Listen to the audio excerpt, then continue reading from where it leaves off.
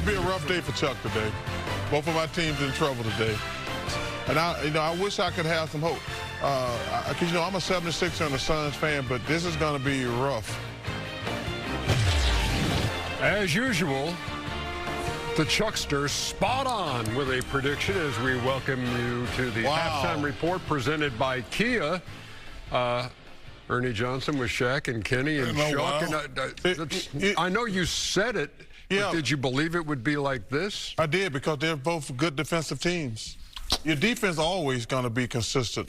Like, if you're an offensive team, sometimes you don't make shots. But when you're the Celtics and you're OKC to the elite defensive team, defense always travels, Ernie. You know that. 65-44 is your halftime score. Or, Chuck, your two favorite teams ain't no good.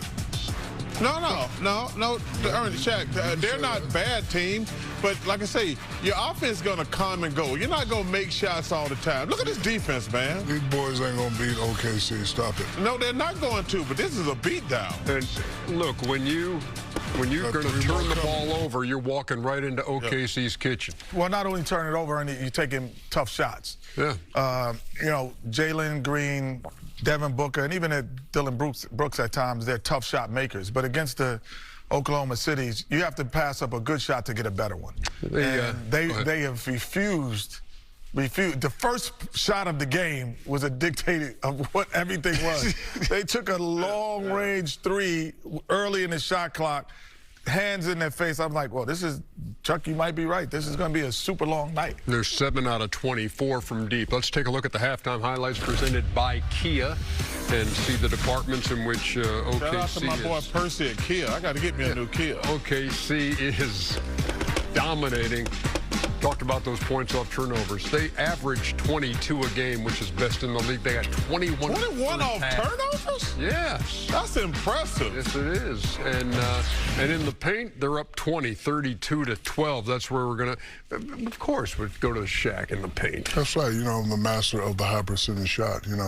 Chuck is giving his 2P teams too much credit. They aren't really that good in the showing, especially right here defensively. They're just letting OKC do whatever they want. Get right there, no resistance at all. The great Phil Jackson used to always say, got to have some resistance on defense.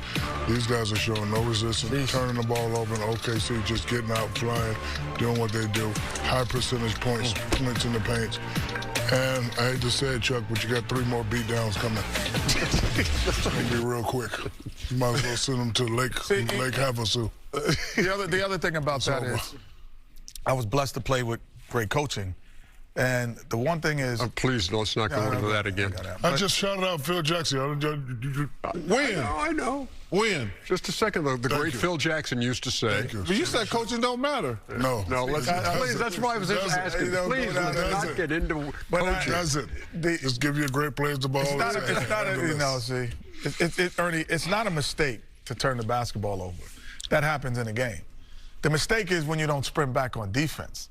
And so if you watch Oklahoma City, when they turn the basketball over, they will sprint back, then make a 3-on-2 fast break into a 3-on-3. So now they have to hold it up. And the coach made them do that? Yeah, that's one of it. Yes. First of all, they've only turned it over 4 times. No, but I'm saying, but on the other way, on the Phoenix side, they don't sprint back. Right. And coaching builds habits. Habits build habits of creatures.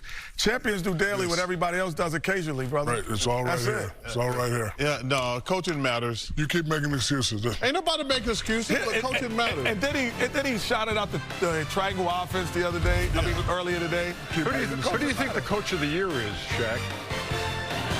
Oh, this gonna be good. Huh? Who's the coach of the year? I'm gonna go with Ime Udoka. Oh my God. I thought you were gonna say Wembanyama. I don't know his coach. Ime Udoka's a very good coach. He's not in the coach of the year. Welcome back. The Oklahoma City Thunder begin their title defense today on ABC at 3:30 Eastern against the Phoenix Suns. OKC went 3-2 against them in the regular season matchups. Despite the grit of the Suns, though, in the play-in tournament, the Thunder will be the heavy favorites in the first round, led by the MVP favorite Shai Gilgeous-Alexander. So for more on this series, we bring in Tim McMahon, who joins us from OKC. So Tim, Howdy. And I would love for you to tell us about the Thunder's approach as they prepare for Game 1 against the Suns in this one.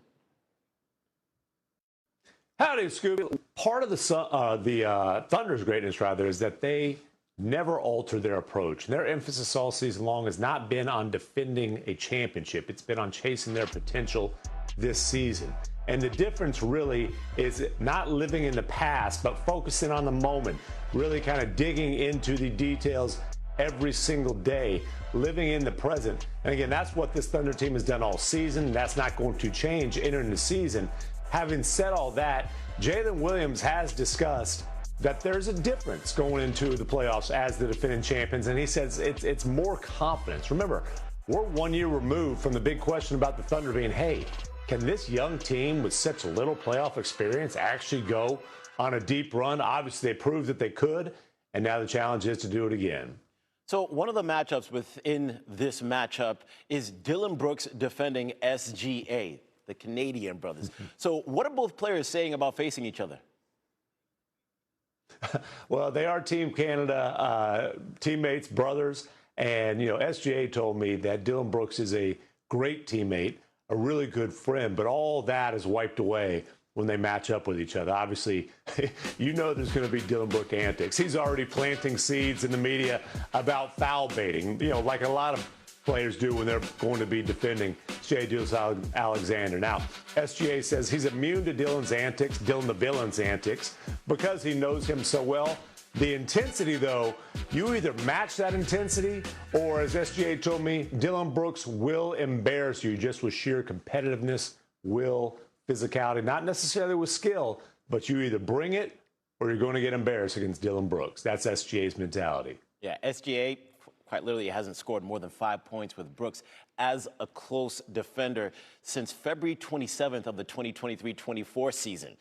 Tim McMahon with us in SportsCenter. Thank you very much. Let's keep it rolling with more analysis of the playoffs. Time for some QR codes with our analyst, Quentin Richardson. Back with us here on SportsCenter. And we'll start with that Western Conference 1-8 matchup. What's the QR code for the Suns to pull off an upset in Game 1? It's a lot like Tim said, SGA was saying, was you got to come out there and be physical, but be physical without fouling, knowing that the OKC Thunder can get to that foul line. But you also got to keep them from their comfort zone. You got to make everything difficult for them, try and make everything as hard as possible. And then you got to go out there and have big games. You need the Jalen Green to be hot like he's been. Phoenix Suns got to shoot the three well. I'm going to keep saying that. That's the complete equalizer in this NBA. They got to shoot the three well. Thunder, a big favorite of more than 10 points in this matchup, Game 1. Meanwhile, in the East, the Celtics currently a 12.5-point favorite over the 76ers in Game 1 of their series, which starts today. What's the QR code for Philly to pull off an upset? I mean, they got to play fast. We know Joel Embiid is out, so they don't have to, get the ball down to him in the post. They got Tyrese Maxey, Edge Cone. They got to be fast and explosive in the open court. They also have to shoot the three well. That's going to be a recurring theme for me. But they also have to keep Boston and run them off the three-point line. They have to not turn the ball over so that the Boston doesn't get out into transition for easy makes on a break. All right, back to the Western Conference. Victor Wembanyama, meanwhile, making his playoff debut tonight. Yeah. Spurs are the 2 seed hosting the Blazers in Game 1. They're a big favorite in that one. If you were a veteran, like, say, De'Aaron Fox in that Spurs locker room, what would be your message to Wemby before his playoff debut? Just do you, big fella. Be exactly who you've been being. I mean, he's not somebody who I feel like needs his pep talk.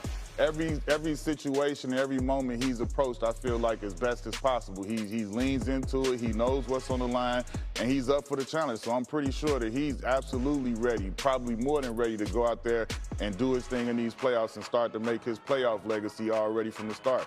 So, I mean, if I'm one of them vets, I'm just telling him, big fella, keep doing what you're doing. Just keep leading us the way you have been. He's been awesome all year. Is Wemby and San Antonio the biggest threat to OKC in the Western Conference, or is it another team? No, I believe it's definitely the San Antonio Spurs. I mean, we saw the record against them in the regular season, the way that they dominated them. You saw how SGA talked about the way they dominated them, and the Thunder are absolutely